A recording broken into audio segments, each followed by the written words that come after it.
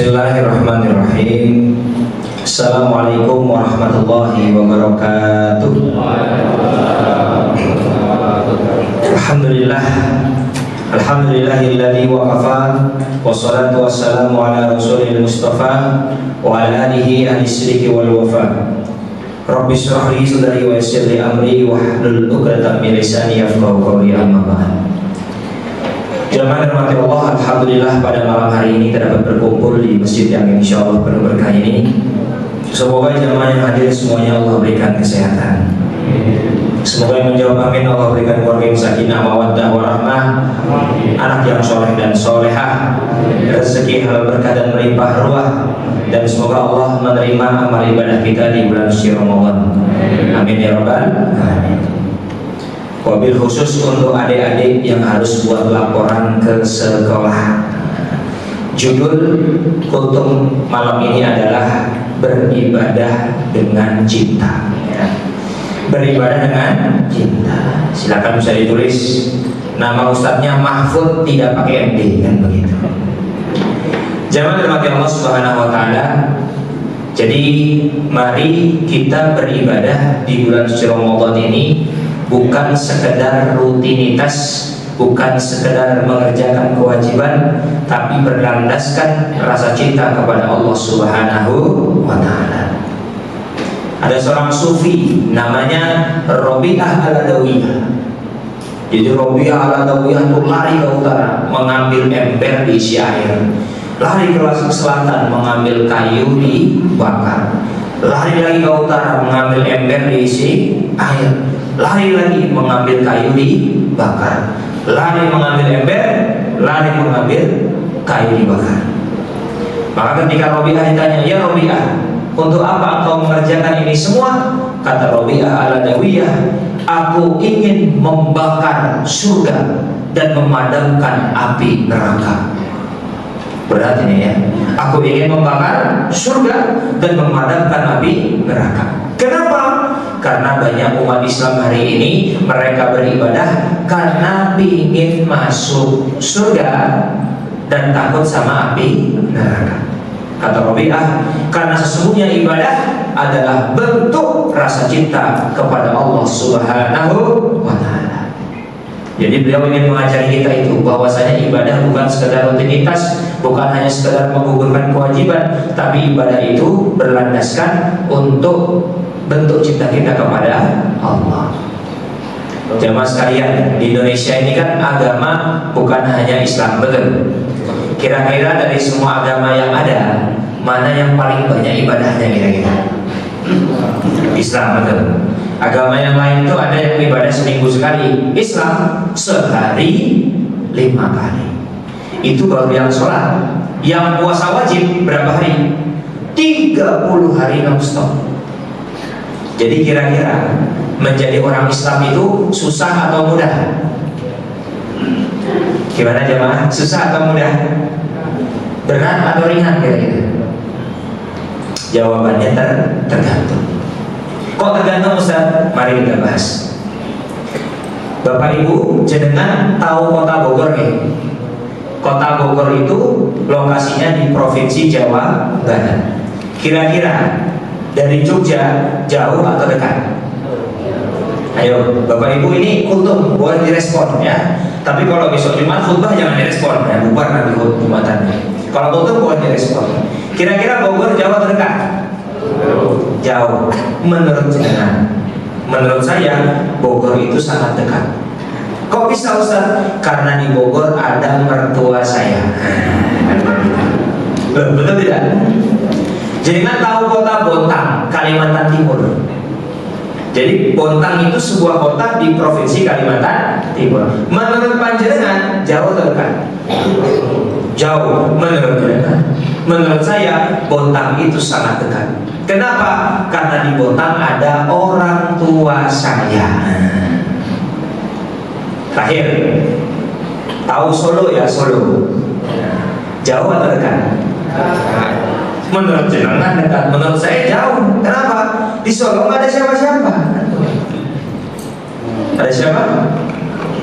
Oh iya. Kok kok ingat gitu loh, saya aja lupa kan. Jadi ternyata jauh atau dekat itu bukan urusan jarak, betul tidak? Itu bukan urusan waktu, bukan urusan jarak, tapi bagaimana perasaan kita. Maka ada istilah jauh di mata, dekat di kan begitu. Jamaah dirahmati Allah Subhanahu wa taala, maka inilah gambaran yang namanya cinta. Jadi kalau segala sesuatu dasarnya cinta, maka yang berat menjadi ringan, yang jauh menjadi dekat, yang sulit menjadi mudah. Maka orang itu kalau beribadah dasarnya cinta, ya Allah, jangankan sehari 5 kali untuk sholat, tak tambah sholat duhanya, tak tambah sholat tahajudnya. Betul atau betul? Ya Allah, jangankan Ramadan 30 hari, nanti di bulan Syawal tak tambah. Berapa hari ini ya Pak? 6 hari minimal, betul tidak? Dan itu dikerjakan dengan senang hati, tanpa sedikit pun merasa rugi, merasa berat, dan seterusnya.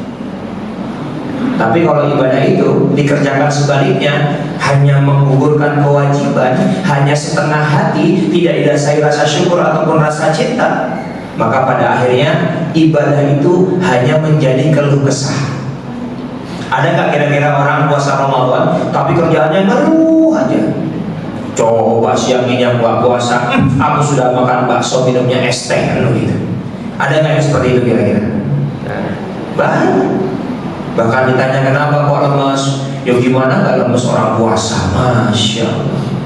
Apa kata Allah?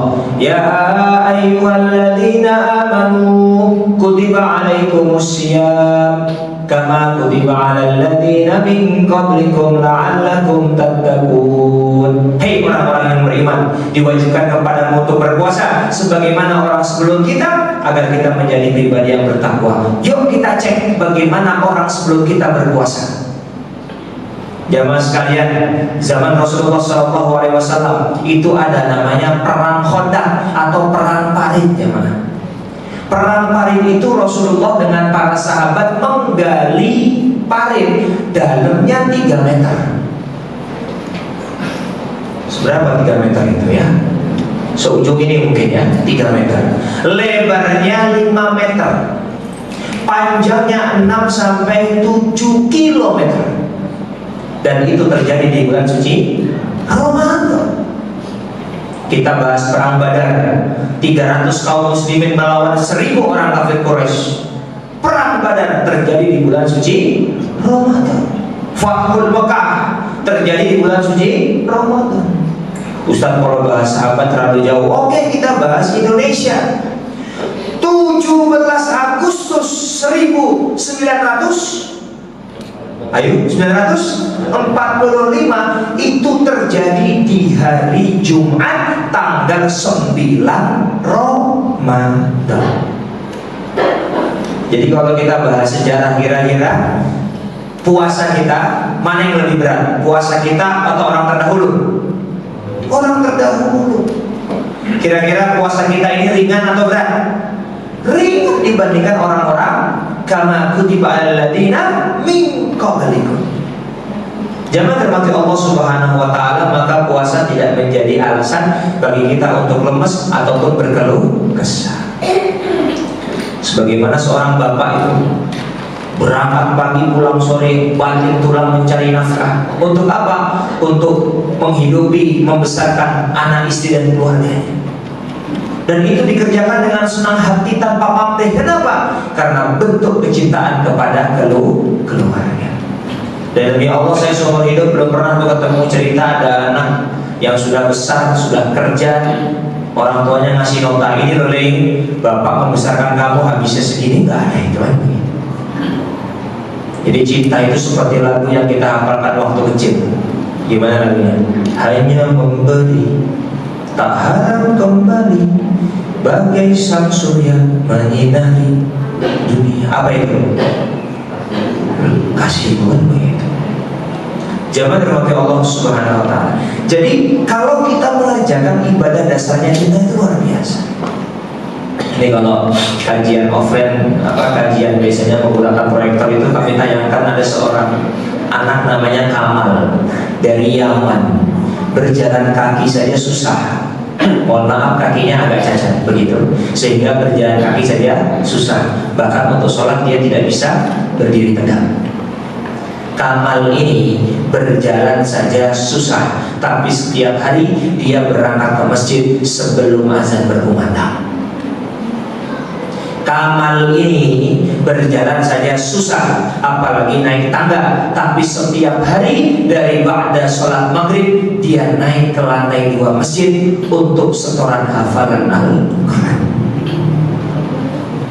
Kemudian sebelum isya dia turun, padahal dia itu untuk berbicara saja susah, tapi setiap hari dia memaksa dirinya untuk setoran hafalan Al-Quran.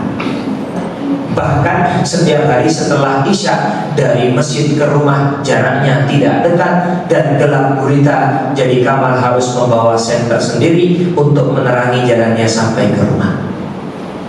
Maka Kamal ini viral. Datanglah seorang wartawan bertanya, "Ya Kamal, kenapa kau mengerjakan ini semua?" Apa jawaban Kamal? "Ana uhibbullah." Aku cinta kepada Allah. Wal masjid baitullah, dan masjid adalah rumah Allah. Wa ana uhibbul masjid, maka aku cinta kepada masjid. Wal Qur'anu kitabullah, dan Al-Quran itu adalah kitab Allah. Wa ana uhibbul Qur'an, maka aku cinta kepada Al-Quran. Jadi Kamal mengerjakan itu semua tidak lain tidak bukan karena bentuk cinta kepada Allah Subhanahu wa ta'ala. Biasanya kita itu kalau senang sama seseorang, jamaah sekalian, segala sesuatu yang melekat dengan orang itu kita senang, betul tidak nih kira-kira?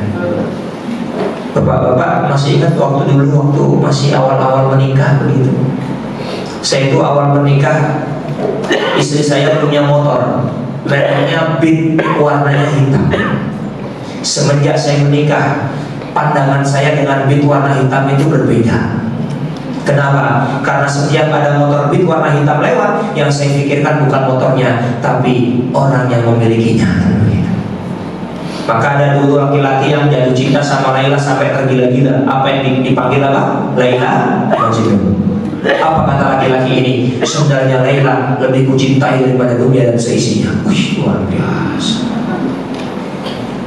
Tapi memang kita ini secara psikologis kalau mencintai sesuatu, maka segala sesuatu yang melekat dengan orang yang kita cintai itu kita senang.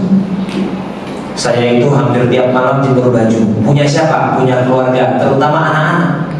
Dan dengan senang hati saya kerjakan. Bahkan ketika saya menjemur baju anak saya yang masih kecil, usia 1,5 tahun itu, atau kakaknya yang 4,5 tahun itu, saya senyum-senyum sendiri. Kenapa? Yang saya ingat bukan bajunya, tapi yang punya baju dan satu.